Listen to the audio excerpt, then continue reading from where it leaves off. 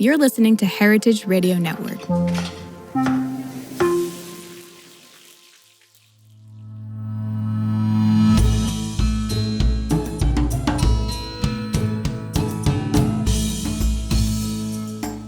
What if flavor wasn't just a luxury, but a portal, a gateway to nutrition, sustainability, and an entirely different relationship with the land?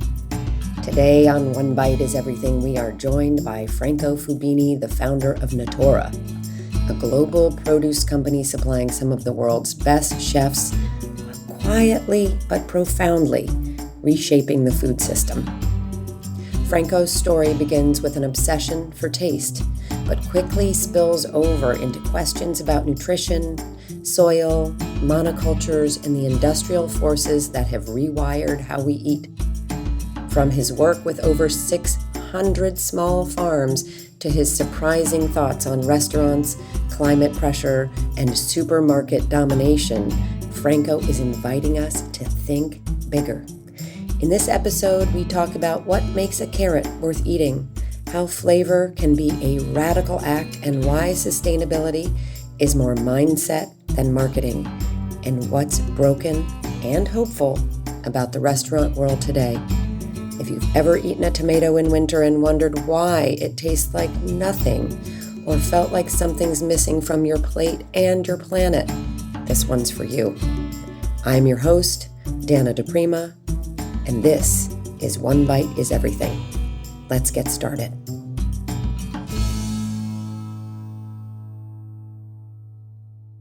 I always looked for flavor prior to Natoora, but then as Natoora got started, sourcing flavor was really the driving force. And it was, this relative epiphany when started to make the really strong connection between flavor and nutrition. That was the most exciting moment years into Natoora, was realizing that this obsession with flavor was actually an obsession with nutrition, and obviously the importance of nutrition for human health to start off with, let alone then how that carries on in terms of soil health and planetary health. That was a really big moment for me. But yes, it definitely started with flavor.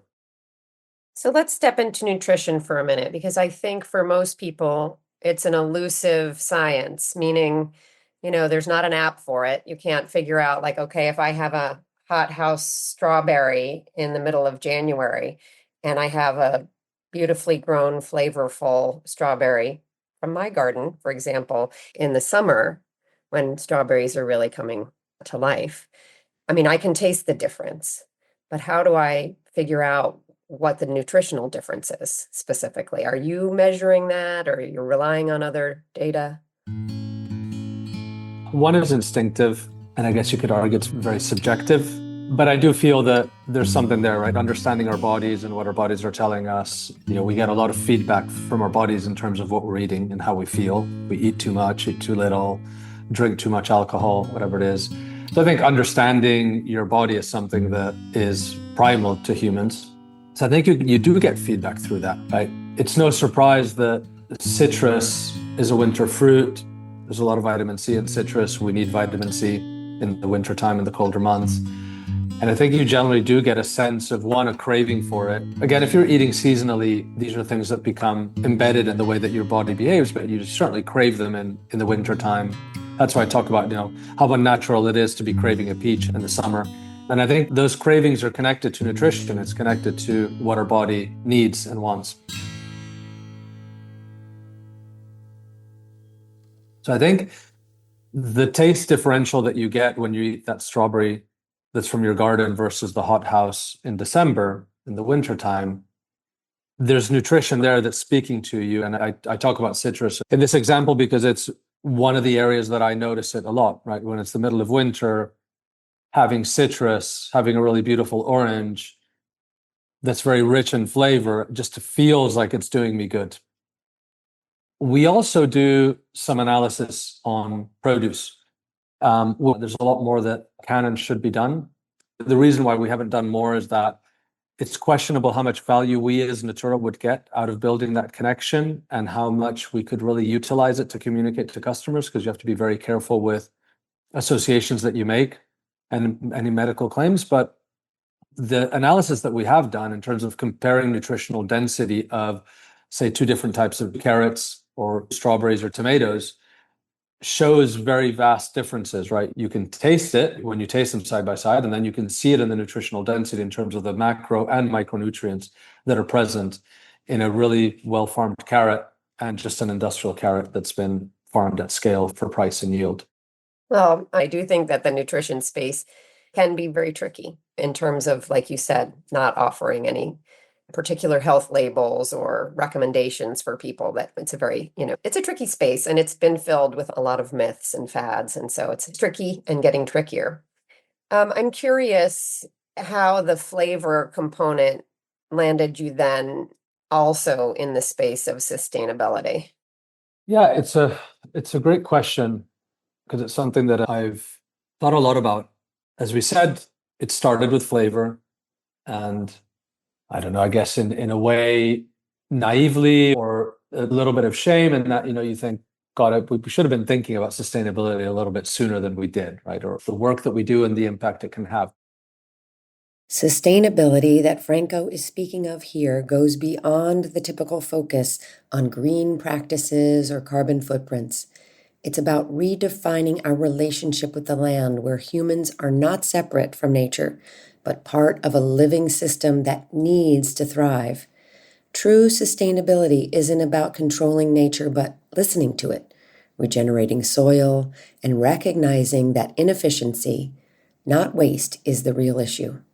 It's about embracing biodiversity, not as a trend, but as the cornerstone of a resilient ecosystem, and understanding that monocultures represent an unsustainable, one-sided relationship with the earth. Sustainability also challenges the structures of exploitation in our food systems, urging us to move away from industrialized, cheap food in favor of local, regenerative, and equitable practices. This isn't just a set of practices. It's a shift in mindset, a commitment to restoration, reciprocity, and a decolonized, interconnected food economy that fosters long-term harmony between the land and all who rely on it.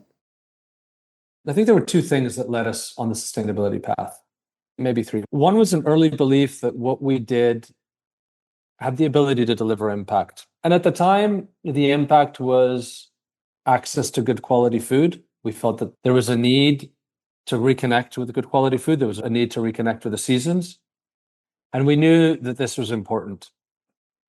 As we grew and we were able to start going direct to farm, which again, that wasn't something that was there from day one. At the beginning, we were buying from markets, always seeking flavor, but we just didn't have the means. We didn't have the volume, the buying power to go direct to a farm in London at the time. As that became a possibility and we started building a direct to farm supply chain alongside some of the market buying that we were doing, we started recognizing that through the work that we did, hey, we can have impact, right? We can support the right kind of farms. We can support people that are growing flavorful produce, which even if the nutritional connection at the time hadn't been made, it was easy to understand that this was the world that we wanted to see, that it was better than the industrialized food system, that there was a quality of farming that benefited the soil, benefited the ecosystems that we would go and visit that were superior and better to the conventional products that ended up in supermarkets. The impact piece was one. The desire for additional knowledge, or the craving to continuously learn more, was the second component that led us on the sustainability path. One was just a personal desire to learn that I think was just in me and some of the members of our team who were most involved in sourcing. One of them, the primary one, was Federico, who I talk a lot about in the book. We just have this craving for knowledge, right? We want to learn more and more about farming, what drives flavor. And that, of course, coupled with the fact that we were supplying, and we do supply, some of the best restaurants in the world, it's always been my expectation that if we're going to be selling a really high quality product and a high level of service, part of that service needs to be knowledge, right? We need to be able to tell you as a chef why something is farmed a certain way, why flavor has changed from one week to the next, why from one year to the next because of weather patterns changing, how has that impacted, right, the cherry crop from Marc in the south of France. So the expectation that we put on ourselves for delivering quality of information and quality service meant that we were digging deeper and deeper as we began doing more and more direct sourcing. So very quickly, we started understanding that there's a sustainability piece here that is very important. And I think that the third piece was the realization that nutrition was so important to the pursuit of flavor. And tying all of that together, plus the climate crisis and seeing firsthand some of the changes on farms through climate change, made us realize that there was a much bigger picture to the work that we were doing, and it started consolidating and refining. So in the early years, it was flavor driven. It was a desire to push away from the industrialized food system. It was an idea that there was a better way forward for how we could feed ourselves. But I think over the course of those initial 10 years, halfway through where we are today, those points that I discussed in terms of the search for knowledge, the climate crisis, delivering impact nutrition, started really refining the work that we did at Natoora and saying, okay, how can we be a meaningful actor of change in the food system through the work that we do? And starting to take a far more impact-led, ethical, sustainable approach to the work that we do, which goes well beyond flavor, right? How is flavor a catalyst for much bigger and more important change that needs to happen in the food system? I want to talk about the evolution of how you're thinking about that quality, or the embedded layers in thinking about that quality. And I'm hoping that you'll maybe put on your professor hat for us, because I think that people don't necessarily understand that the modern day search for quality food goes back into history. And if you could maybe outline a little bit for us the sort of straddle over World War II, like where we were before World War II and what happened at the end of the war that sort of influenced our food in a way that makes the current search for quality food much more challenging. There are two things that happened after the war that's important, I guess, for listeners to easily understand the outcomes. The first, which is perhaps the most important, is what happened with consumer habits. The reason for that being the most important is that consumer habits drive our purchasing behaviors.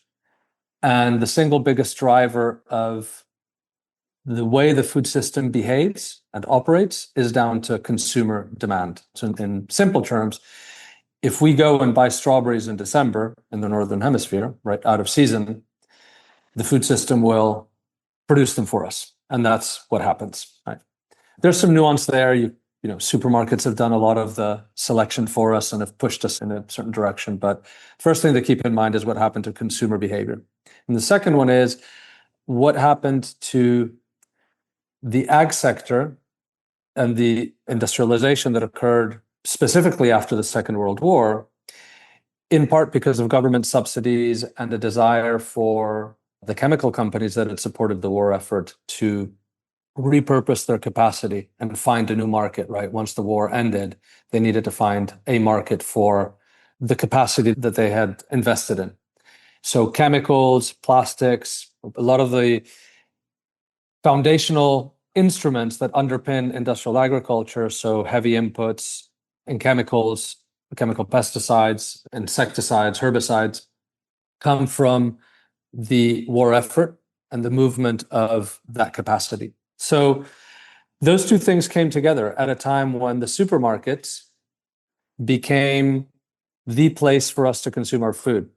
So supermarkets realized that our habits were changing. So you start having two parents going out, earning money rather than one, less time to cook at home.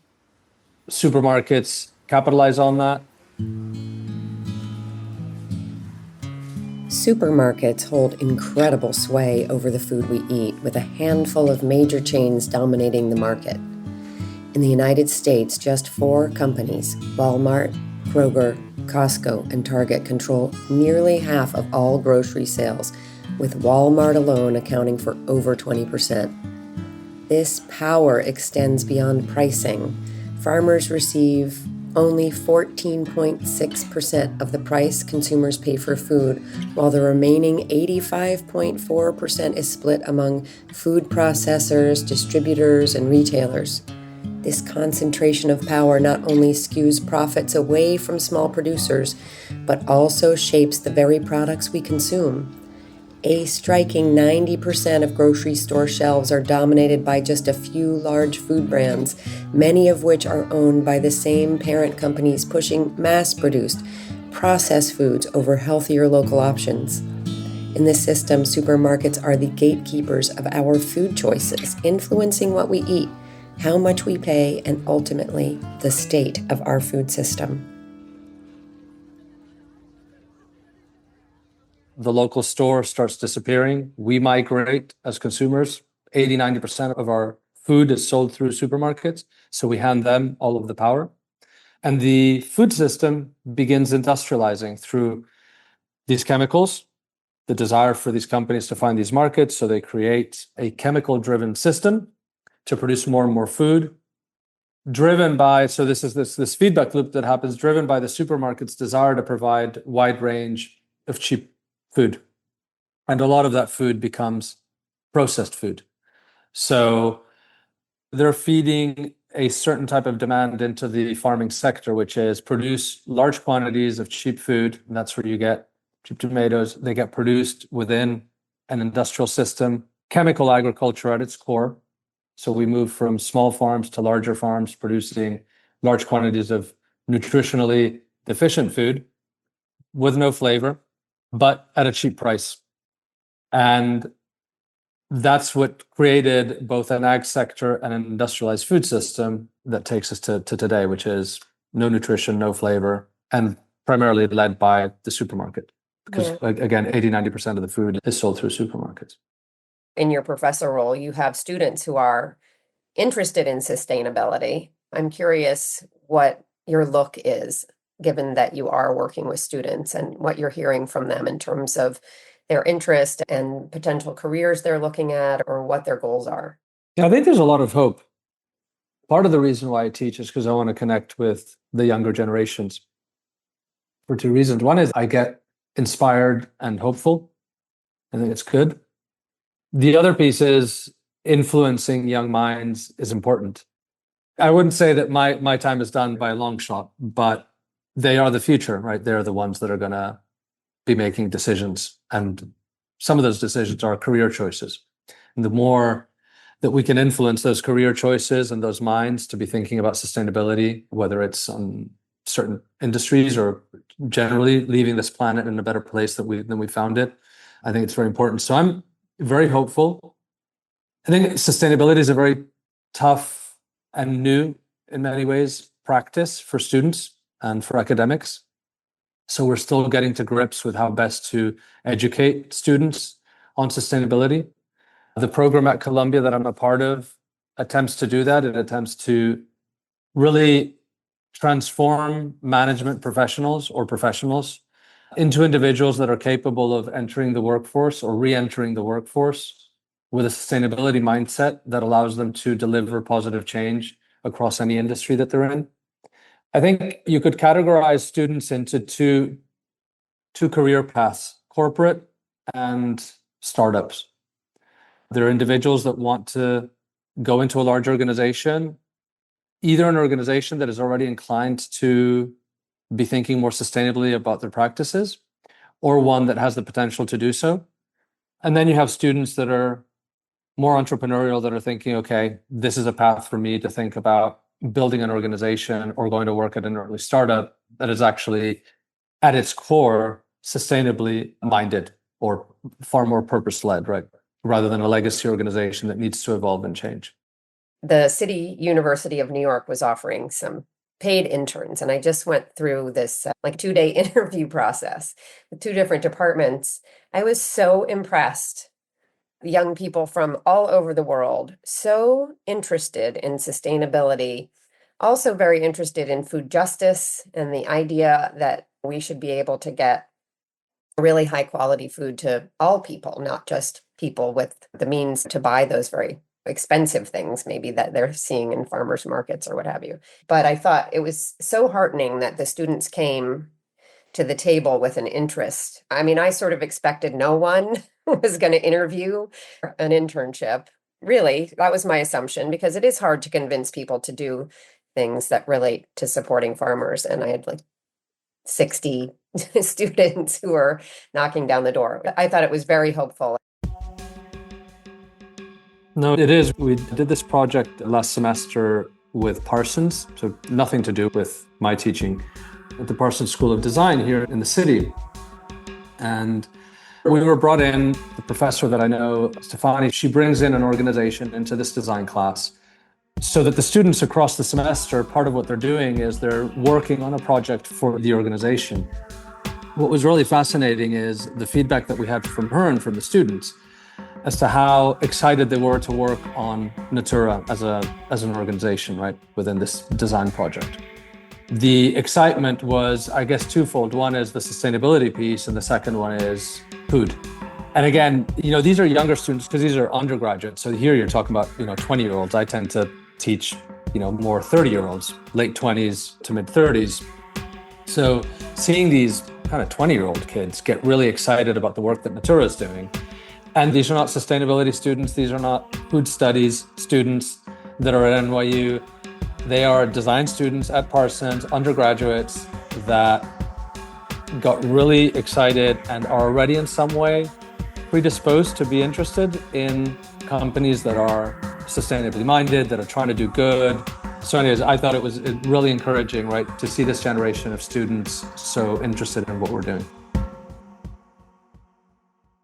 As we're thinking about the world and we're thinking about our farmers are 58 years old on average, and how are we replacing them? The young farmers that I know, that I work with through the For Farmers movement, they are so inspiring. They have so much energy. And even in the middle of despair, which there is plenty of in terms of having a life as a farmer and living really close to the margins and, doing all the things, that the hope and the drive is so incredible. So with Natoora, you are working with another subset of our incredible population, chefs across the world, right? Yeah. So explain to me, where they sit. I mean, we are, at least here in the United States, completely enamored of our chefs. They're sexy and mysterious behind the scenes there in their stainless steel kitchens with a tremendous amount of intensity and a kind of crazy work ethics. I'm interested to understand what your experience is in working with chefs, and I'm assuming that's sort of where it started. It did. It started with consumers wanting to connect consumers, but we very quickly started working with chefs as a means of survival, really, and it ended up working well. It's been fascinating. All those things that you describe are real at a basic level. It's just really exciting to work with the chefs. It's very exciting to work with the level of chefs that we work with, because I wouldn't say we're just at the top end, but many of the world's best chefs are our customers. So not only is it a fast-paced, hectic, crazy environment with a lot of work ethic, a lot of creativity, but at that higher end, you're really working with the best of the best, and that just pushes you even more. So it's been a fantastic experience to become really embedded in the industry and become a cornerstone of a lot of the creativity that these chefs put out every day in the kitchens. We know that over the last decade or two, the idea of a celebrity chef is something that has come about over the last, I would say, maybe 15 years. The influence that chefs have is far greater, just as you described a moment ago, right? Chefs carry a lot of weight. I wouldn't say that chefs aren't aware of this weight that they carry, but I do believe that collectively chefs have the ability to actually push a lot further the food system into the right direction. And I think that restaurants, certain kitchens, the work that chefs do both in a kitchen every day when they're placing their orders, but also what they're able to do by putting things on the menu, keeping things off the menu, the work that they do when they're outside of the kitchen, all of those touch points, all of those moments in the day-to-day of a chef and of a kitchen have an ability to actually dictate and guide some of our consumer choices and influence consumer behavior at the consumer end, right? Which is important because that then feeds some of that demand that I was talking about, right? How do we shift consumers to stop buying strawberries in the wintertime? Again, I think chefs have a real opportunity to be part of that movement. I get the sense that you don't feel like they're doing as much as they could be. No, I don't think they are. Some are, and a few, many aren't.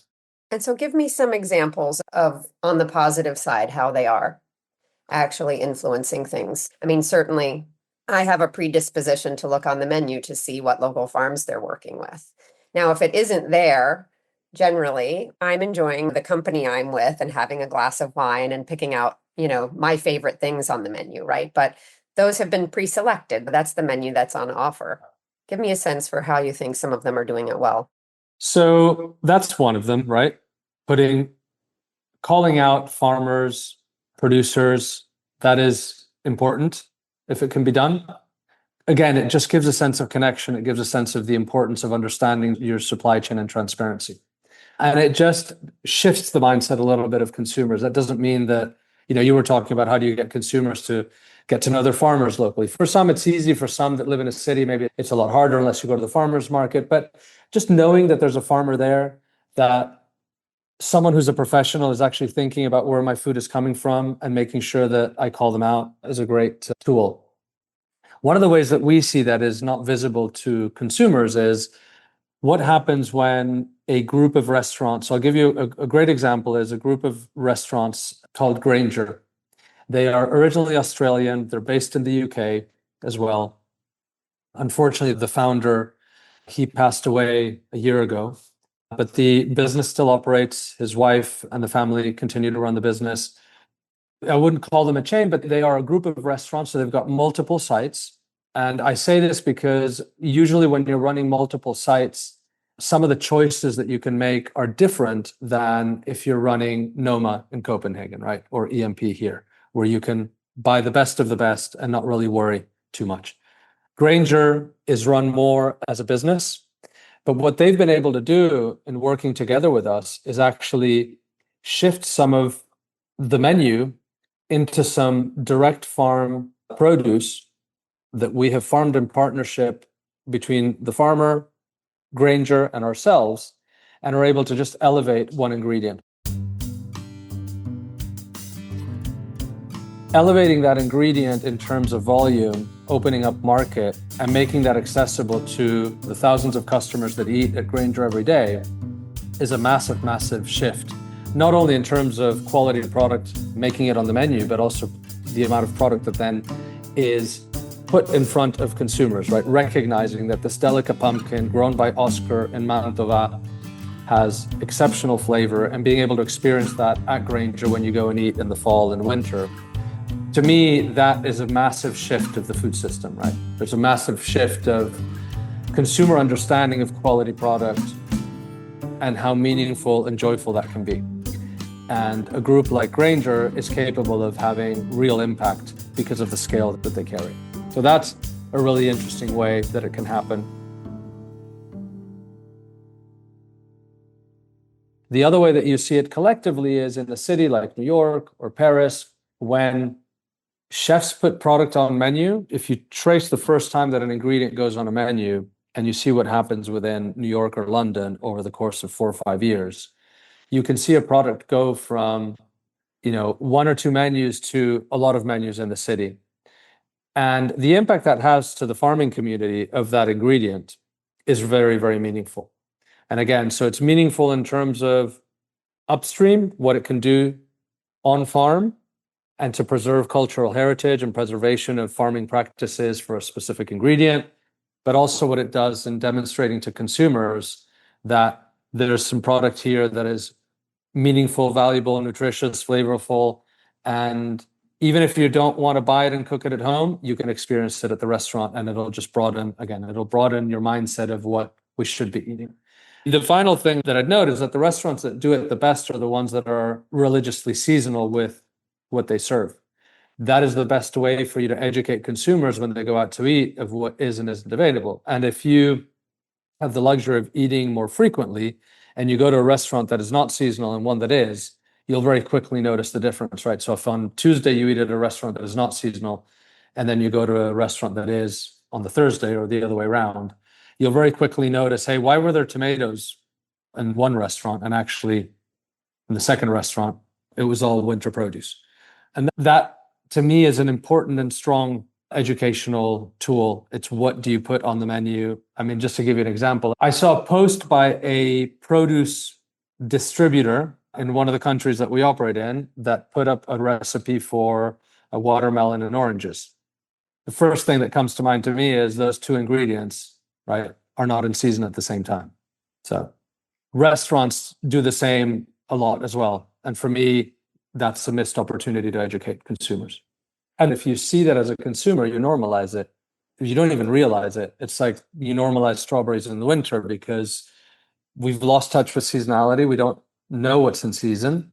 There's data that backs that up. There's surveys that have been done. So if I show you a recipe with with a peach and an orange, those two aren't in season at the same time. But in the modern world, they can be right on the plate at the same time.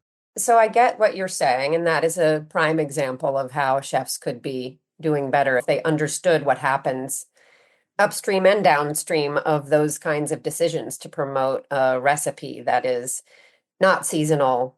I've had a number of chefs here on the show, and some of the behind the scenes conversations in terms of their challenges in an industry where obviously the restaurant is trying to make money. They're trying to offer an acceptable price to their consumers, and they're trying to make sure that they have a good sourcing and that they're paying their workers a fair wage, right? I'm curious to hear from you about what, chefs could be doing differently. Or I was at MAD Symposium in Copenhagen last week, and I got to have a chat again with Yvonne, who's the founder of Patagonia. And he said something to me. We were talking about the difficulties that you mentioned. The restaurant sector is going through a very, very difficult time, and a time of great change and what's going to happen with the structure of a restaurant in terms of what consumers want versus what restaurants in cities are able to deliver because of those four pressure points that you noted. He said, I would open up a restaurant where ingredients don't cost anything. So you said, it would be like a beans and rice restaurant because bean or legume as a protein is very cheap comparatively. So I think one of the things that restaurants could do is lean.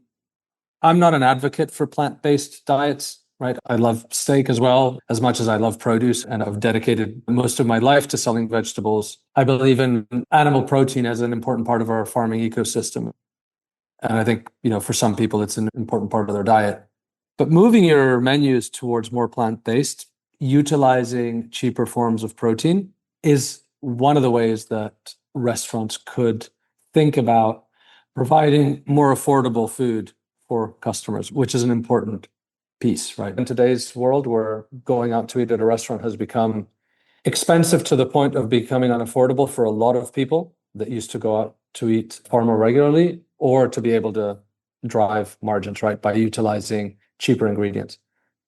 I am very aware that for a lot of restaurants, not having a protein like a beef or animal protein on the menu, or not having a fish, a chicken, is very hard for certain restaurants. But there are those restaurants that have more flexibility given their customer base to be less prescriptive of having that more traditional, standard offering that you would find in more corporate style dining, right? Where people go out and they're like, well, I need to make sure that I've got something for everyone. And people expect to have a steak on the menu or a burger on the menu. if we're looking at the food spend across the United States, we're spending almost 60% of our food dollars in restaurants.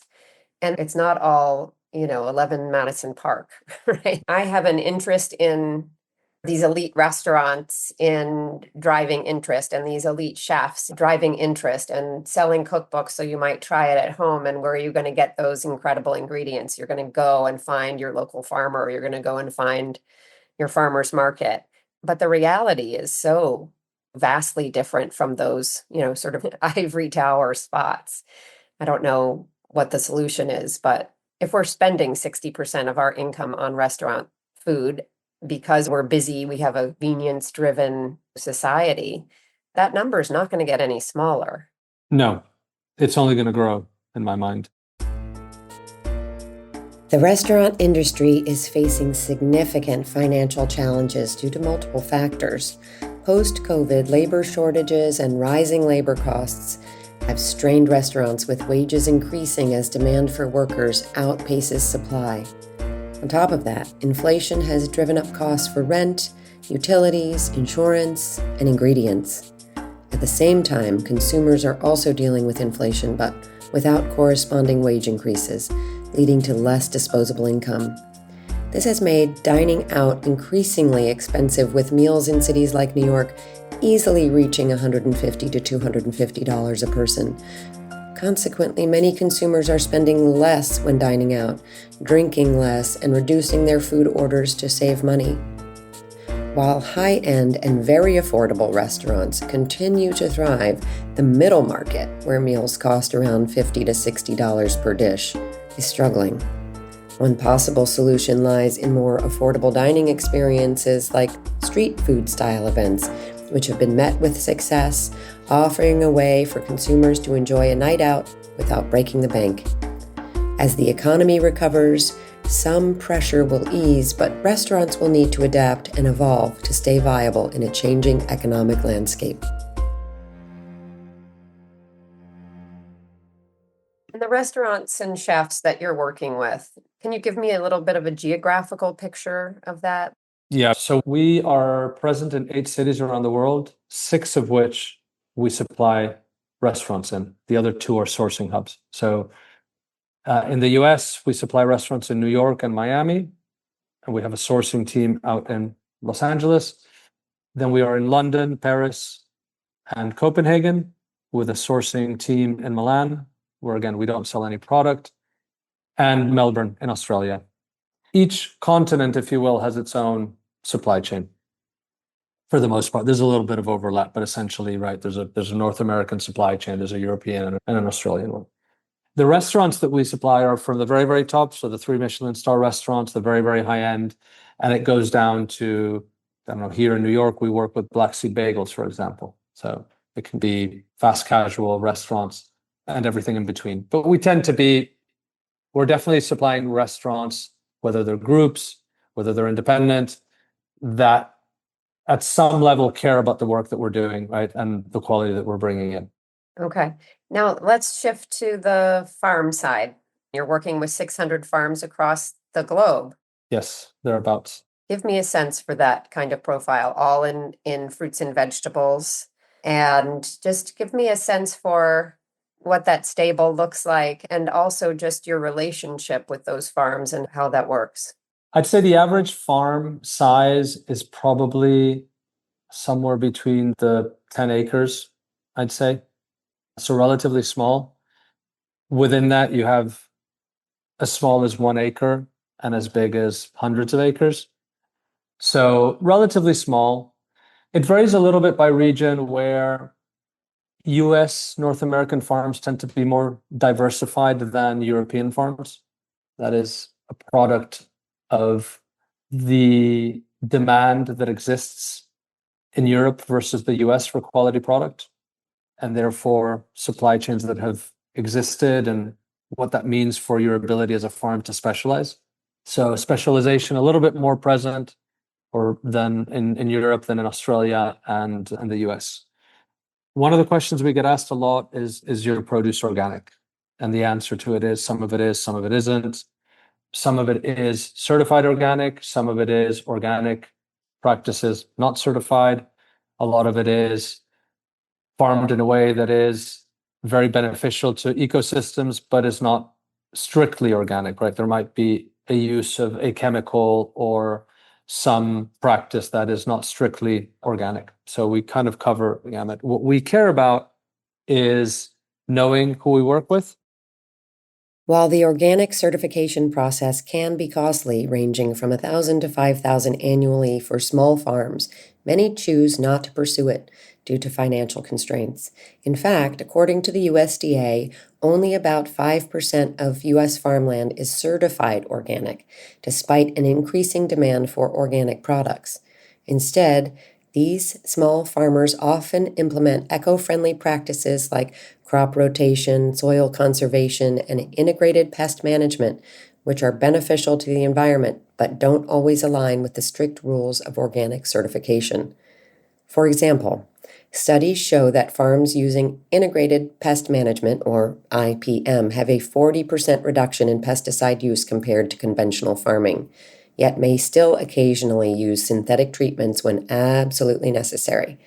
This approach is rooted in the belief that ecological health, through biodiversity, soil health, and water conservation, should take precedence over certification.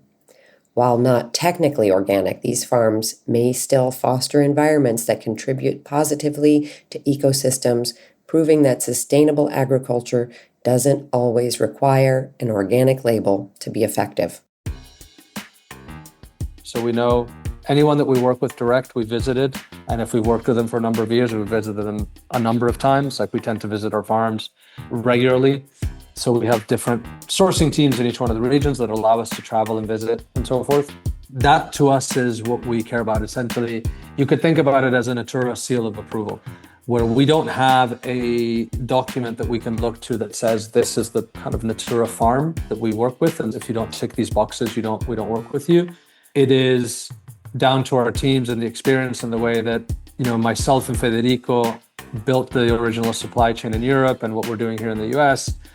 And it's a combination of what we see on the farm, the soil, their approach to flavor is really key to us, right? Is there an obsession with flavor? Is there a desire to really maximize quality? Because that dictates a lot of the farming practices that then are present or not. Do the farmers find your questions about flavor to be odd? Meaning, I know it's food and we love good flavor, but I always feel like farmers are being asked other things, like, can you grow X? Can you make more of it? Can you do it? How deep into the season? Can you make your carrots straighter? Can your lamb be more marbled? I'm just wondering what you hear if the eyebrows go up and they're like, where have you been all my life? Yes. Some farmers find it odd, as you say, right? Find it, thank you, where have you been? And interestingly, this also happens in places like France. There's a farmer that we've worked with, Francois. He's a gem of a guy. He's adorable. Farms beautiful carrots in Dunkirk, right? The north part of France, where a lot of the most important moments of World War II happened right there on the beaches. He's not a big farmer. He's farms on, I don't know, probably 20 acres, 30 acres, something like that. Very small team. He does uses a lot of tractors and mechanization because he's into it and it's very efficient. So he's very productive in that sense. And he was very pleased, as you say. He was telling us how he's been asked by the system, right? And it's not like he's working with massive supermarkets or anything like that, but just even within France, you could very quickly fall into a supply chain that's asking you for straight carrots or for price and yield. So really interesting that in a country where food is so fundamental to their identity and their culture, like France, you do get farmers that are surprised at our insistence on flavor and our flexibility on how to achieve flavor. So it's like, if a carrot is not straight, if it's not as well graded, whatever, like, listen, what we care about first and foremost is flavor, right? And we will do whatever it takes and work with you to do whatever it takes to make sure that we prioritize flavor. Here in the US, even more so. The very small farms, I would caveat that the very small farms aren't plugged into big supply chains, so they're quite used to growing for quality and for flavor. And I'm guessing, you tell me, you're a sizable customer for these farms where you're like, okay, we're going to consistently ask you to provide X and Y produce or fruit for us. I'm curious what you're finding in terms of what their struggles are. Do they share that with you? Two things. Climate is becoming more and more of a concern, and cost pressures, farm inputs. But by inputs, I don't mean what you're putting on the ground. It could be, the cost of electricity, the cost of insurance, cost of plastic clips that you use for tying tomato plants.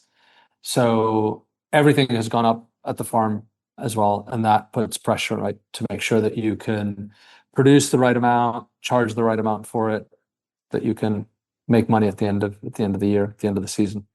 So cost and climate are big. And climate is big because the variance of climate, right? The predictability of climate has become so greater variance, less predictability on climate is making it harder to farm. And it's the risk of significant loss of crop is higher, right?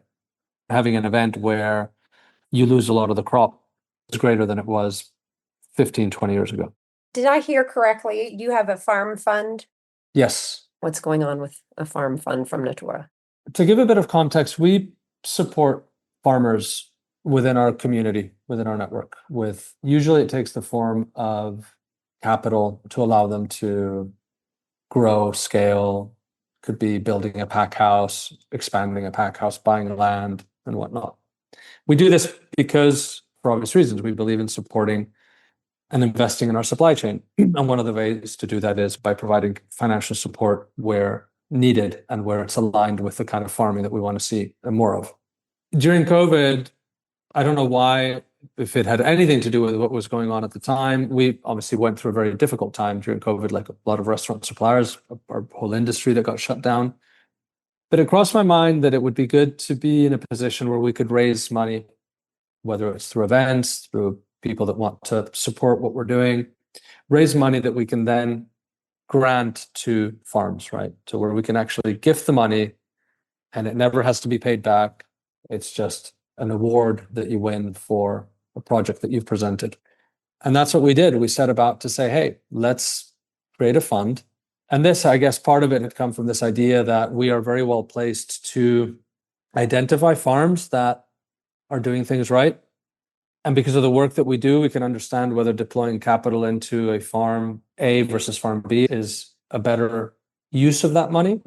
This had been in the back of my mind for quite some time. But then during COVID in 2020, this idea came up of saying, hey, what if we went out and raised money and then awarded this money to 1, 2, 3 farms, whatever, certain projects that were deserving of it outside of our farming network, right? People don't need to be working with Natoora for this to happen, just as a way for us to support even a wider part of the farming ecosystem. And that's how it was born. We're in the 5th year. This year, we're just about to announce, but it's about $100,000 that we are granting. I think it's 5 or 6 farms. The biggest award is $30,000. So what did we hear today? That flavor is not frivolous. It's a clue. It's a clue to nutrition, to soil health, to seasonal wisdom, and to a food system that's out of balance. Franco Fubini helped us see how our tastes, our choices, and our food culture can be tools for change if we're paying attention.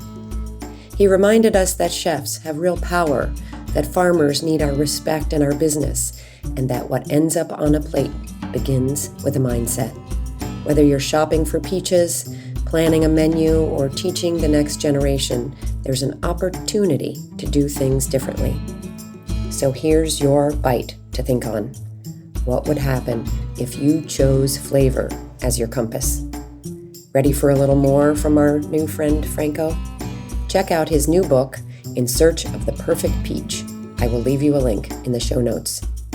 Before you go, please take a moment to leave a 5-star review, especially on Apple Podcasts, and share this episode with a friend who cares about where their food comes from. It helps us grow and keeps these important conversations going. Special thanks to Sonia Dillon for co-producing this episode and to Russell Chapa for sound design, engineering, and original music. One Bite is Everything is a proud part of the Heritage Radio Network, home to the most influential voices in food. I am your host, Dana DiPrima. This is One Bite is Everything. Until next week, eat with intention, stay curious, and follow the flavor.